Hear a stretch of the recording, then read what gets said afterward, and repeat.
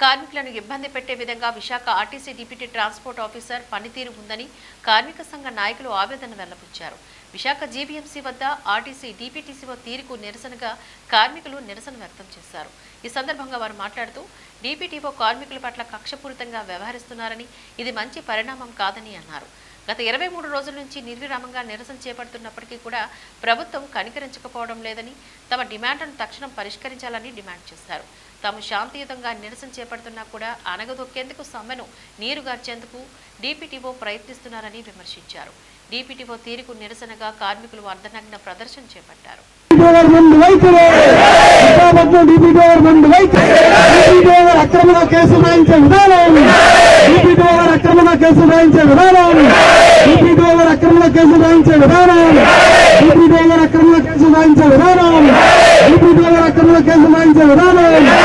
జిల్లా పరంగా ఏదైతే కార్మిక సమస్యలపైన ఉద్యమం చేపట్టామో ఆ ఉద్యమము 20 రోజులుగా రిలే నిరాహార దీక్షలు శాంతియుత వాతావరణంలో చేసుకోవడం జరుగుతూ ఉంది.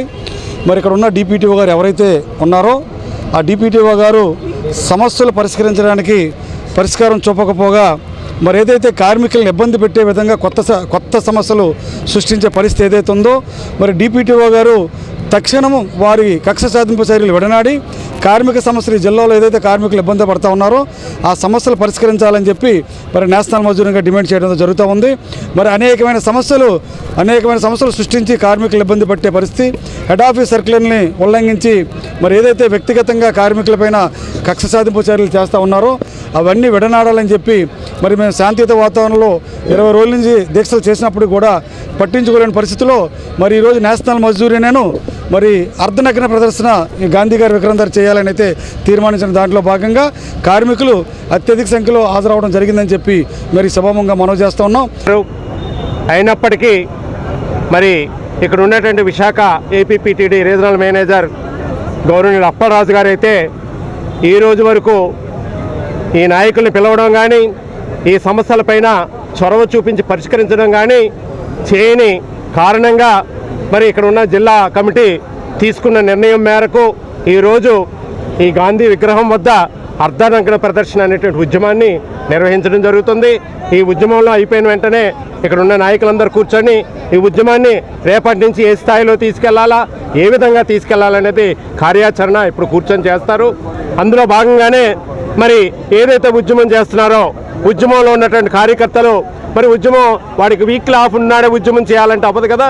మరి ఉద్యమ కార్యకర్త, ఉద్యమంలో నాయకుడు తప్పనిసరిగా మరి యాజమాన్యం దగ్గర లీవ్ తీసుకొని ఉద్యమం చేయవలసిన ఆవశ్యకత ఉంటుంది. నాయకుడికి కంపల్సరిగా లీవ్ ఇవ్వాలా, ప్రొవైడ్ చేయాలా.